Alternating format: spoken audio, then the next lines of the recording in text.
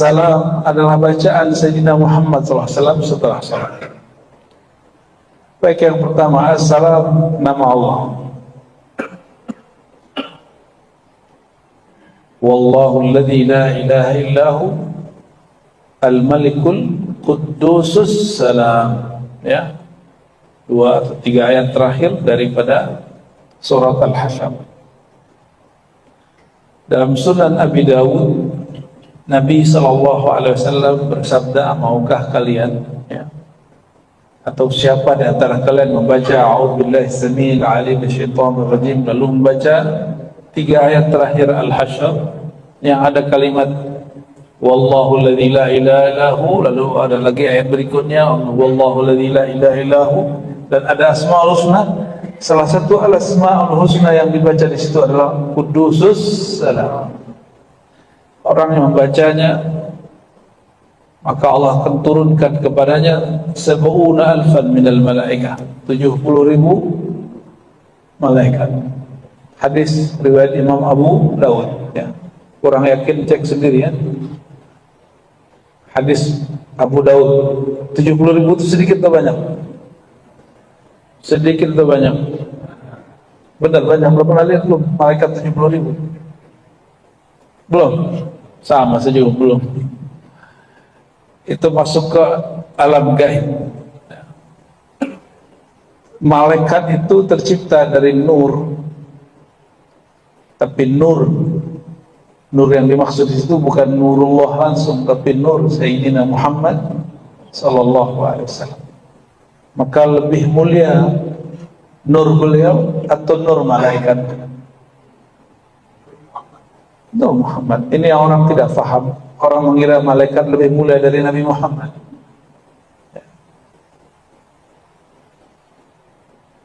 Di langit ada para malaikat, di bumi ada para nabi. Pertanyaan, lebih mulia nabi atau malaikat? Kurang yakin, ya? Lebih kenal Allah nabi atau malaikat? Lebih kenal malaikat di sorga atau Nabi Adam? Tuh, kajian-kajian basic. Ayat yang sering kita baca kita lupa. Ya, karena kita sering memikirkan yang nggak perlu kita pikirkan, membahas yang nggak perlu kita bahas. Yang perlu kita bahas kita nggak bahas. Allah mengatakan fa'alam annahu la ilaha illallah, ilmuilah, ma'rifatilah dia sebelum engkau membaca la ilaha illallah. Tapi kita nggak, kita sibuk dengan urusan politik. Nggak puas urusan politik Indonesia, kita bahas politik Timur Tengah kayak ngerti aja. Ya. Akhirnya mimbar-mimbar kita dipenuhi, mohon maaf, orang-orang yang jahil berbicara bukan pada ilmunya. Ilmu yang wajib tidak dibahas, isu yang tidak wajib dibahas. Maka pahamlah saya kenapa jihad-jihad kita dimanapun kalah. Karena yang wajib kita lupakan, yang tidak wajib kita dahulukan. Orang jihad, kalau nggak kenal Allah, jihadnya batal. Walaupun dibunuh 1.000 orang kafir, yang kafir itu dirinya sendiri. Dan itu terjadi pada zaman Nabi Muhammad SAW. Ada orang membunuh banyak sekali orang kafir, tapi Nabi mengatakan enggak, dia bukan ahlul jannah, bukan orang yang masuk surga, bukan orang yang disebut di Quran wala taqulu liman yuqtalu fi sabilillahi amwat. Jangan kamu sebut-sebut orang yang mati fi sabilillah itu mati, enggak boleh. Orang yang terbunuh di dalam fi sabilillah itu mati, enggak boleh. Kenapa?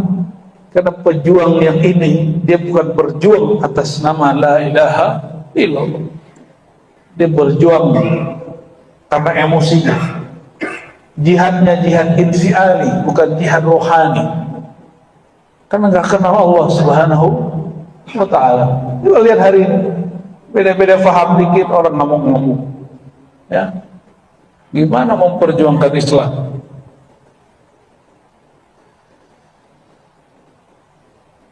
Dibaca surat ini 3 ayat terakhir dari Al-Hasyr itu diberkahi dengan nama 70.000 malaikat. 70.000 malaikat. Kenapa? Karena di dalamnya ada nama-nama Allah Subhanahu wa ta'ala. Jadi satu nama Allah itu ribuan malaikat yang memikulnya. Ya, huwallahu alladzi la ilaha illa huwa al-malikul qudusus salam. Hu itu bagian dari nama Allah. Tapi orang hari ini membid'ahkan zikir dengan hu. Ya, zikir pakai hu bid'ah kan. Padahal para imam kita menyebutkan zikir dengan hu salah satu bagian daripada zikir nama Allah Subhanahu wa ta'ala. Apa dalilnya? Ini ayatnya. Huwallahu alladzi la ilaha illa hu. Coba biasanya kita sering baca apa? La ilaha illallah. Kalau di sini Huwallahu alladzi la ilaha illa hu. Hu itu nama Allah bukan? La ilaha illa hu itu nama Allah. Cuma banyak orang nggak paham di situ. Ya. Ini contoh, ya, ini contoh. Dan as-salam adalah turunan dari salah satu nama hu. Ya, al-malikul qudusus salam. Itu penjelasan hu. Siapakah dia? Dia itu al-malik al-qudus as-salam. Apa makna as-salam? Zat yang sempurna, terbebas dari semua kekurangan. Yang terbebas dari kekurangan siapa? Allah SWT. Maka ba'da salat, nah diloncat nih, as-salam itu yang keempat. Allahumma antas salam. Ya Allah, engkaulah as-salam. Engkaulah yang tidak pernah cacat. Kalau kita ada kurangnya, kita ada kurangnya, maka jangan cari kesempurnaan pada makhluk, cari kesempurnaan pada Khalik. Gimana caranya? Caranya jadilah abdus salam, hamba Allah yang as-salam. Maka Imam Al-Ghazali dalam kitab Al-Maqsad Al-Aqsa menyebutkan cara kita berinteraksi dengan nama Allah itu ada. Jadi ada cara interaksi dengan nama Allah. Namanya berta'alluq, berkoneksi dengan Allah melalui nama. Kita kalau nyapa orang pakai hoi atau pakai nama? Oi, gitu. Nyapa nggak? Nyapa begitu nggak, Pak? Mau nggak disapa dengan hoi? Mau? Nggak mau lah. Ustadz mau dipanggil hoi, gitu. Nggak mau Ustadz, ya. Itu kita, apalagi Allah Subhanahu wa ta'ala.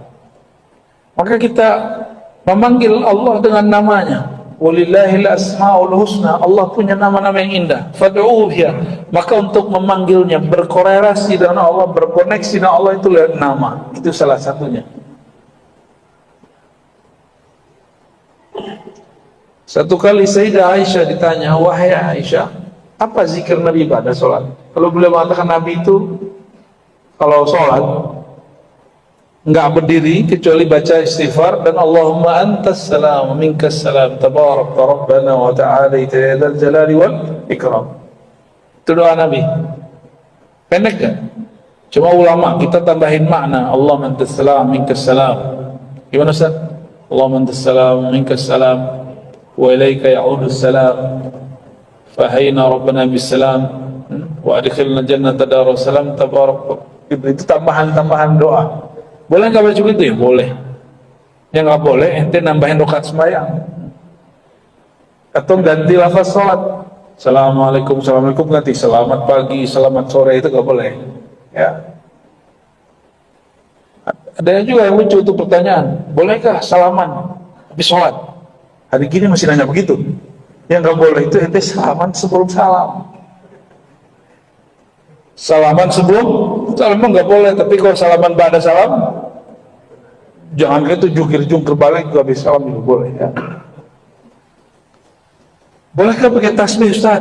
Menghitung zikir setelah assalamualaikum? Boleh. Jangankan itu, Ibnu Taimiyah dalam Majmu' Fatawa membolehkan kalau zikir sholat tasbih. Sholat tasbih, zikirnya dalam sholat perlu sholat, ngitung tasbihnya. Itu boleh pakai alat tasbih. Itu yang berkalam Syekhul Islam Imam Salafi Ibnu Taimiyah di kitab Majmu' Fatawa. Lu ada orang yang sekarang bid'ahkan habis sholat, ya sudah, terserah ya, tidak. Ya, berarti kata bid'ah itu antara imamnya pengikutnya beda gitu. Salah satu orang yang mendapatkan nur salam, nur dari Allah salam, lisannya dan kalbunya akan bersih dari kebencian-kebencian. Yang keluar salamun qaulan min rabbir rahim. Jadi sorga itu disebut sorga karena la lagwa fiha wala ta'thima. Di sorga itu nggak ada kalimat-kalimat yang nggak penting, nggak ada kalimat yang menyakiti, kalimat dosa nggak ada di sorga. Maka kenapa majelis ilmu disebut raudatun min riyadil jannah, taman-taman surgawi? Karena majelis ilmu itu adalah mendahulukan nikmat surga. Surga yang di dalamnya tidak ada kata-kata tidak manfaat. Di dalam majelis kata-katanya bermanfaat. Berarti kalau majelis isinya menghina orang, itu taman surga apa taman neraka itu?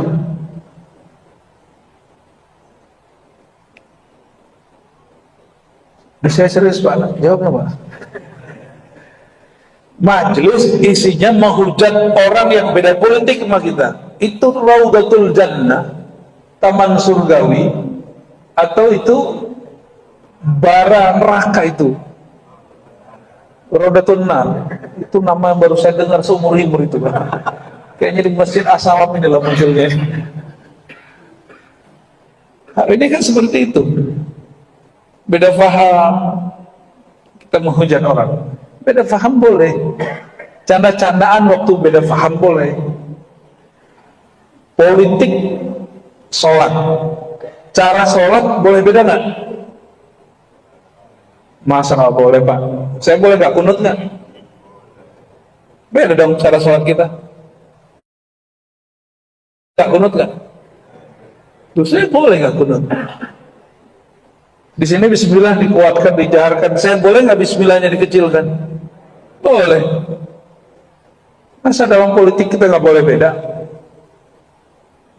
Nah, umat Islam itu paling gampang ditipu dengan simbol agama. Ini hati-hati. Ini orang Islam kan, jangan mau ditipu orang dengan simbol agama. Karena kita udah berkali-kali ditipu dari zaman Abdullah bin Ubay. Si Ibn Ubay itu sudah nipu umat Islam dengan simbol agama sampai hari ini. Ya, dulu ada orang Belanda, siapa namanya? Snok. Ya, itu nipu umat Islam juga dengan simbol-simbol agama. Dan sudah berapa kali umat Islam ditipu, dijual bab agama untuk urusan politik. Di zaman Nabi ada pemilu nggak Pak? Berarti pemilu bukan dari sunnah ya. Jadi kalau beda cara, beda pilihan kita boleh nggak? Sholat yang dikasih cara oleh Nabi kita boleh beda, apalagi dengan hal yang Nabi tidak kasih contoh. Maka kalau beda pilihan, jika orang itu di kolbunya dan nur salam, dia tidak perlu menghujat orang yang beda tidak. Jika orang itu ada nur salam, cara sholatnya pun beda, dia nggak ngamuk-ngamuk ke orang. Ya, gimana? Itulah faedah orang baca Allahumma antas salam wa minkas salam. Ya Allah, assalam itu adalah Engkau. Kalau suka ngomel, suka ngata-ngatain orang, suka meremahkan orang, itu nggak salah. Disebut sorga itu bahasa Sanskerta, bahasa Arabnya jannah. Jannah itu kebun taman. Assalam yang di situ tidak ada aib. Kalau masih ngomongin aib orang itu belum disebut surga. Maka kalau majelis istilahnya nyebutin aib orang, aib sesama muslim, itu bukan taman-taman surgawi. Ya, itu bara neraka yang dahulukan. Auzubillah summa na'udzubillah. Maka cek nanti Pak, kalau pulang majelis, kolbunya tambah bersih atau enggak? kalamnya tambah mulia, terpuji, atau tambah kotor? Suka ngomel, ya, semua salah. Apa istilahnya kalau dulu? Ya, ini orang ini kan mau turun sudah, semua salah Jokowi gitu ya. Ya, orangnya udah mau turun. Kita kalau nggak bisa mengkritik dengan baik, jangan mengkritik dengan buruk. Nggak bisa mendoakan baik, jangan mendoakan buruk. Ini perbedaan loh, kekasih Allah dengan kekasih setan. Satu kali ada seorang murid minta ke gurunya, itu disebutkan di beberapa kitab ya, Ibnu Taimiyah menyebutkan kisah ini dan banyak sekali yang hampir mirip-mirip. Ada seorang murid minta kepada gurunya wirid hizib doa Ismul A'zam yang di dalamnya ada nama agung, nama Allah agung, yang Nabi katakan idza du'iya bihi ujiba. Jika dia berdoa dengan itu, Allah jawab. Jika dia berlindung dengan itu, Allah lindungi. Berarti ini sembarangan kan doanya? Gak sembarangan. Maka Tuan Syekh mengatakan, kamu berangkat keluar, kamu lihat di sekitar masjid nanti ada sesuatu. Pergilah dia ke depan, ya, dan dia lihat depan masjid ada orang tua, sudah tua dan renta, itu lagi jalan, ya, diganggu orang, dihina orang, dikata-katain orang, sebab dia jalannya menghalangi orang, ditendang, ya, dihina, disebut pikun, disebut segala macam. Tapi dia cuma senyum, dia diam, ya, ya.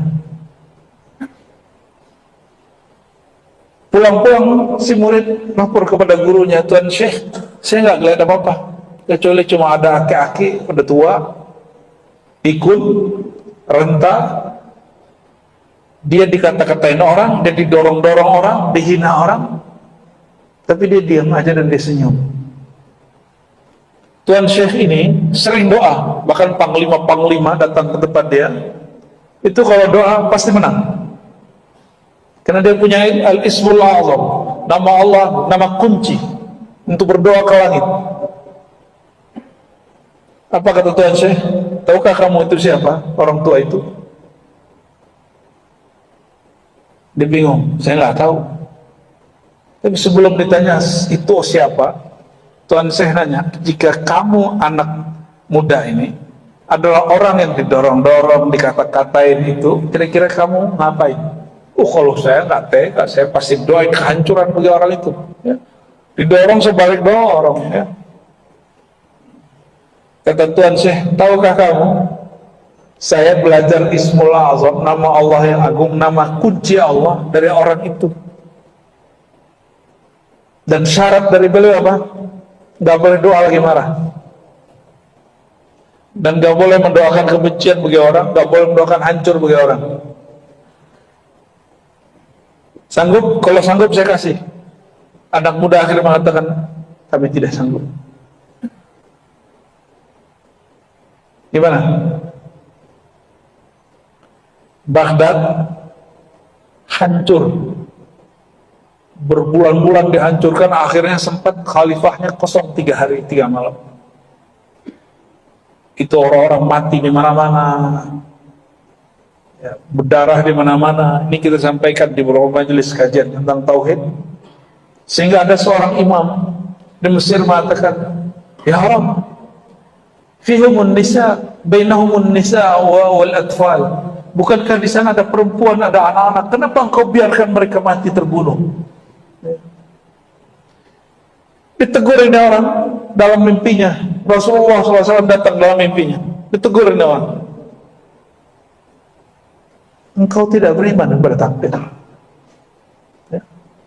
Jadi kita sering kan ngomong, dapat berita nih Sudan, dapat berita di Gaza, dapat berita Yaman, dapat berita konflik di mana, terus ngomong, ya Allah, bukankah kami sudah doa? Kenapa ini terjadi? Itu protes kepada takdir. Bedakan, kalau mau jadi pejuang nggak begitu caranya. Jadi pejuang Palestina kayak mau pejuang Gaza kayak pejuang apa terserah sebut. Kenapa tidak Allah ijabah sampai hari ini? Karena kita sering mengeluhkan takdir. Dan kita sering eksploitasi video orang menderita untuk kepentingan filantropi kita. Tahu filantropi ya? Apa filantropi? Untuk keperluan sedekah. Kita sering begitu Bapak Ibu.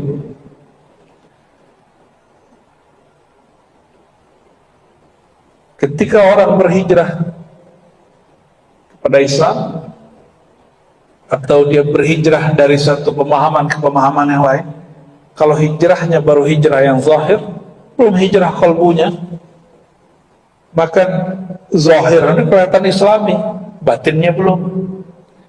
Yang mesti dihijrahkan itu batin.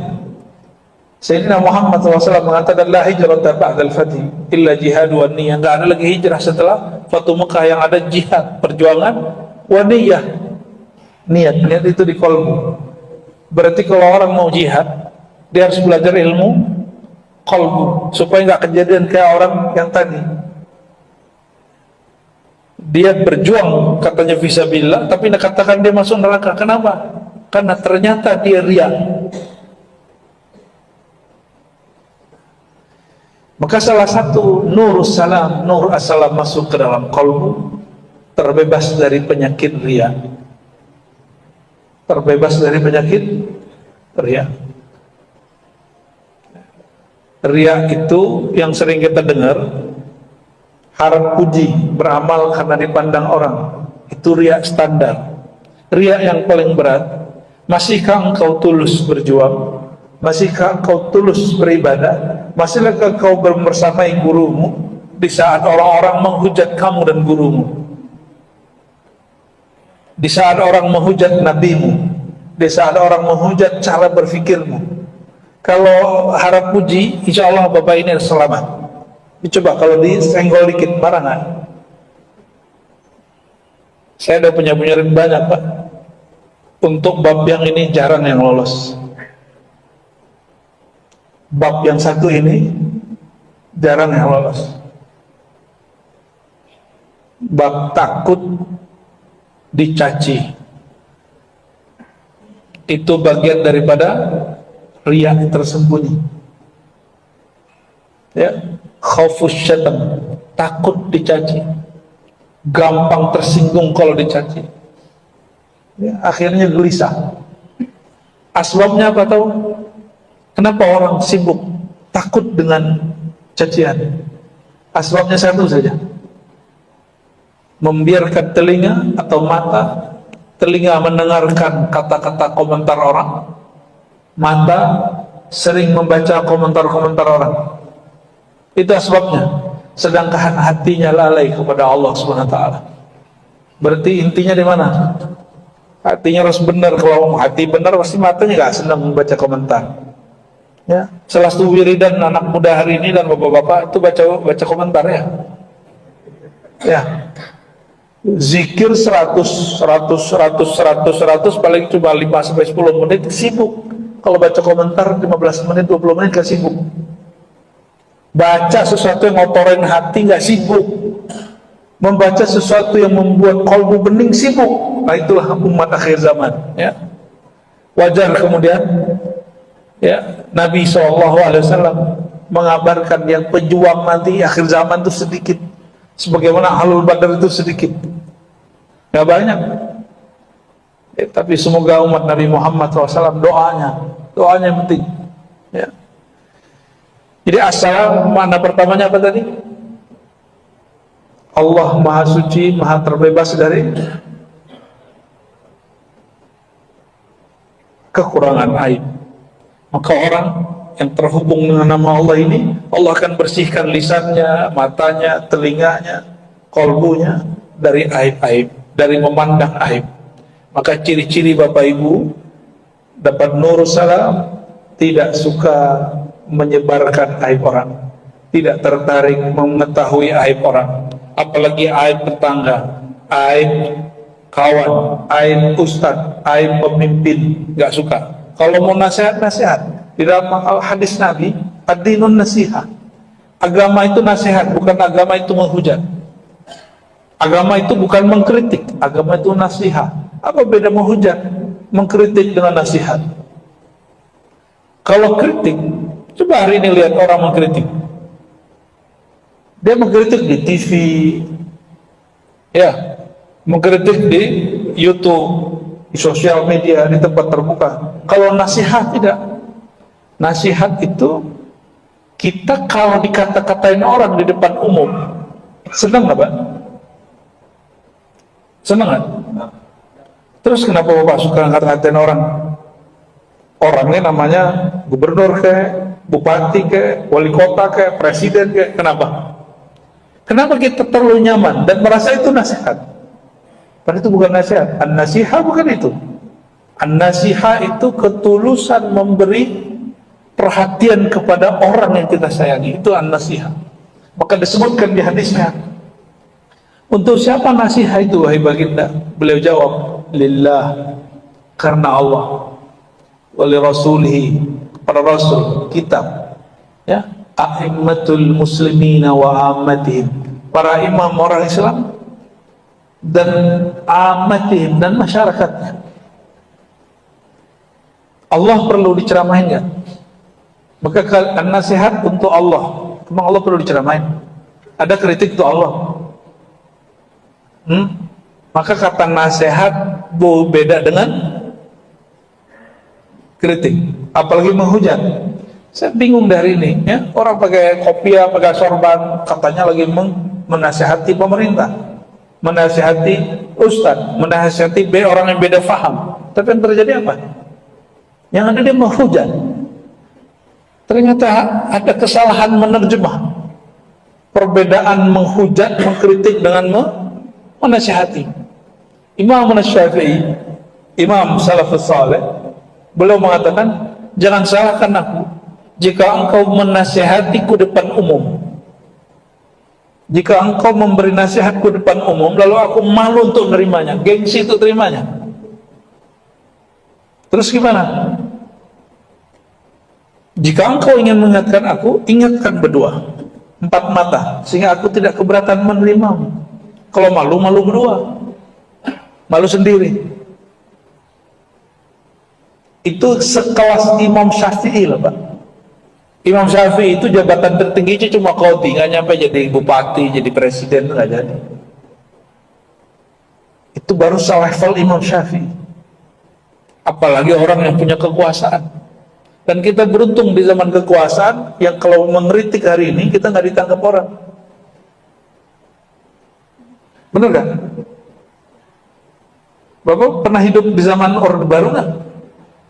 Ya, guru saya berkali-kali ditangkap tentara. Dulu yang nangkap tentara Pak Abri, bukan polisi dulu. Benar ya? Masih ingat waktu zaman Abri, TNI Polri masih satu? Guru saya ceramah, masih tahun sebelum 98, 97 ceramah. Umur beliau waktu itu sudah 70. Ceramah mengkritik Soeharto, turun langsung dibawa Pak Kodim ke kantornya. Saya masih ngaji waktu itu ke beliau. Sebelum Mei yang kerusuhan itu, yang reformasi itu 98, itu beliau pun dipanggil lagi oleh tentara-tentara. Gak bisa. Dulu kita seperti itu. Negara jiran masih begitu, Pak. Saudi lebih gila lagi. Ada beberapa imam di Masjid Nabawi, Masjidil Haram, hanya mengkritik pemerintah, menyindir lewat doa. Turun, langsung diturunkan ke imamannya. Gak boleh jadi imam lagi. Ya. Dan beberapa figur-figur ustaz-ustaz masyhur di sosial media mereka dan di TV mereka, ya, ada Turaifi, ada macam-macam namanya. Sekarang nggak nongol lagi sama sekali, karena dia mengkritisi pemerintah dengan satu kalimat saja di dalam ceramahnya. Indonesia gimana? Orang yang kritik pemerintah di sini Ada nggak yang masuk penjara sini? Nggak ada, Pak. Kebebasan ini orang nggak sadari. Memang begitu, orang dapat nikmat tuh nggak sadar dapat nikmat. Orang sehat tuh nggak sadar dia sehat. Kapan orang sehat sadar dia sehat? Kalau sakit, ya, dipanggil baru minta ampun ini bukan ke Allah, ke Pak Polisi. Itu tanda kalbunya nggak takut kepada Allah, takutnya ke jamaah. Jamaah lagi ramai kritik siapa, ikut-ikutan kritik siapa? Karena kalbunya belum nurus, salah, ya, belum nurus. Jadi mulai dari kita, mulai ke teman, mulai ke pengurus masjid. Kalau ke pengurus masjid itu jangan mengkritisi, menasehati. Nasihati. Kalau sudah bisa begitu, ke Pak RT-nya, ke Pak RW-nya, ke kelurahan, itu udah mulai tuh naik. Kalau ke yang pemimpin yang levelnya dasar nggak bisa cara menasihati, apalagi kepada yang lebih tinggi. Jangan-jangan kita baca Allahumma anta salam selama ini itu gak ada efeknya, karena membaca tidak paham yang dibaca. Gak mesti Bapak ini bisa menerjemah, tapi coba pahami makna satu kalimat lalu hayati dalam hidup, ya. Allahumma anta salam wa minkas salam. Dan karena tidak mungkin semua kita bahas, assalam salah satu nama surga, dan itu salamnya penghuni surga, penjaga surga kepada ahli surga. Bahkan itu salam dari Allah, dan disebutkan dalam surat Yasin, salamun qaulan min rabbir rahim. Salam itu adalah kata dari Rabb pencipta yang rahim. Apa arti rahim? Penyayang. Kenapa tidak disebut min rahmah? Apa beda salam min rahman dengan min rahim? Kalau assalam dari ar-rahim itu hanya di surga. Kalau rahman itu sebelum masuk surga juga udah ada, di luar surga juga dapat. Kalau ar-rahim itu udah pasti orang itu masuk surga, karena rahimnya Allah hanya Allah tumpah ruahkan kepada ahli surga di dalam surga. Kalau rahman itu orang non muslim dapat, Pak. Asbab rahman ini orang yang nggak nyembah Allah hari ini masih hidup. Orang yang hari ini dia menyekutukan Allah masih diberi nikmat, itu berkah nama Allah Ar-Rahman. Jadi apa perbedaan Rahman dan Rahim? Rahman sayang Allah meliputi yang beriman kepadanya ataupun yang durhaka kepadanya. Kalau Rahim, kasih sayang Allah yang terkhusus kepada yang beriman kepada Allah, patuh kepada Allah, bermakrifat kepada Allah Subhanahu wa ta'ala. Dan bagian terakhir, jadi setelah disebutkan tadi, maka amalan untuk mendapatkan nur salam ini dua, amalan zahir, amalan batin. Zahirnya apa? Afsus salam bainakum, kata beliau, tebarkan assalam. Assalam itu menebar kedamaian, menebar kata-kata baik. Baca assalamualaikum tapi isinya ngapain? Ngata-ngatain orang, merendahkan orang, itu bukan assalam. Assalam maknanya kedamaian, maka itu menyebar kedamaian, bikin orang nyaman. Afsus salam bainakum, itu amal zahir. Dan juga kalau amal zahir, ba'da sholat jangan berdiri dulu sesibuk apapun kita sampai baca istighfar dan Allahumma antas salam. Syukur-syukur dapat kulhu 3 kali, qul a'udzu falaq 3 kali, an-nas 3 kali sesuai dengan hadis Nabi. Syukur-syukur dapat al-Fatihah, ya, ayat kursi. Lebih afdal lagi baca subhanallah. Nggak sanggup 33 10 kali. Nggak sanggup 33 10 kali. Hadisnya ada semua. Masih sibuk. Sibuk bener ya? Kayaknya antum sibuk bener ya. Gak bisa 33 berapa kali? 10 kali. Itu hadis Sahih Bukhari. Di hadis Sahih Bukhari ada hadis yang menyebutkan 33, ada hadis yang menyebutkan subhanallahnya 10 kali. Kok bisa begitu? 30 nih, 10 subhanallah 10, alhamdulillah 10, Allahu Akbar 10. Kalau dikalikan 10 jadi berapa? 90 ditambah la ilaha illallah 100, sama aja. Tapi kolbunya harus hadir menyebutnya. Ya, itu amalan zahir. Amalan batinnya apa? Orang yang terhubung kepada Allah as-salam, maka amalan kolbunya, dia tidak pernah berpikir buruk terhadap takdir Allah. Satu, ya, mau takdir kita jadi orang Indonesia, maka ciri-ciri orang begini, dia akan mendahulukan amal ahli surga sekarang. Apa amal ahli surga? Orang ahli surga nggak pernah mengumpat, la laghwa fiha wa la ta'si, nggak pernah kata-kata yang kotor. Coba mulai, mau dapat rahasia ini, coba jangan kurangin hari ini, jangan ngumpat deh, ya. Jangan menghina orang, jangan menyebut aib orang hari ini aja dulu. Dan rasakan besok, cobain lagi 40 hari tidak membicarakan aib orang, itu kolbunya langsung dapat nurus salam, langsung dapat nurus salam, pasti itu. 40 hari tidak berpikir buruk tentang takdir, dia akan mendapatkan kebahagiaan menerima menjalani takdir. Ya, 40 hari 40 malam seseorang tidak lagi memasukkan kata-kata kotor ke dalam kalbunya, maka antum saksikan setelah 40 hari akan muncul ya nabiul hikmah, ya, kata-kata hikmah tumpah ruah dari kalbu keluar lewat mulut. Kalau kami latihannya 40 hari dulu, per 40 hari satu amalan 40 hari. Siap nggak tuh? Sayyidina Umar pernah membentak Nabi sekali tahun ke-6 Hijriah. Untuk menebus kesalahannya, dia puasa 40 hari dan tidak tidur di malam hari. Baru Allah maafkan dia. Gimana? Antum udah berapa kali bentak guru, nyindir guru, nyari aib temen, wajar kolbunya gak bening-bening. Cek sholatnya tadi enak apa enak, ya, nikmat apa tidak nikmat. Itu karena kolbunya menghadap kepada Allah, bukan dengan kolbu yang ada nur salam. Dan terakhir, ya, karena as-salam itu nama Allah,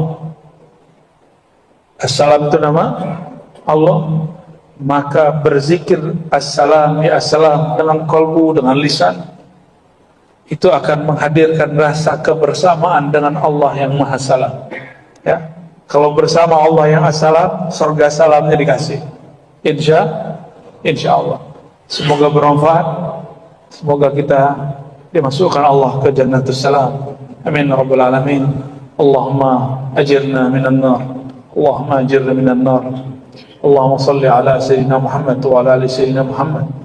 Allahumma inna nas'aluka ridhaka wal jannah wa na'udzubika min sakhatika wan nar. Ya Allah, kami meminta kepada Engkau ridhamu, surgamu, dan kami memohon ampun daripada semua kemarahan dan kemurkaan.